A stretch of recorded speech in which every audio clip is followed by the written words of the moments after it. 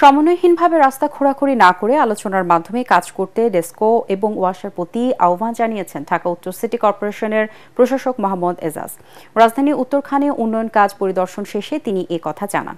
ডিএনসিসির এই কর্মকর্তা বলেন, ঈদের আগে আজমপুর থেকে উত্তরখান মাজার রাস্তার কার্পেটিং শেষ হবে। কসাইবাড়ি থেকে দক্ষিণখান বাজারের রাস্তাও দ্রুত শেষ করার নির্দেশ দেন তিনি। খুব শিগগিরই সুতিভোলা খাল উদ্ধারে ডিএনসিসি অভিযান চালাবে বলেও জানান সংস্থাটির প্রশাসক।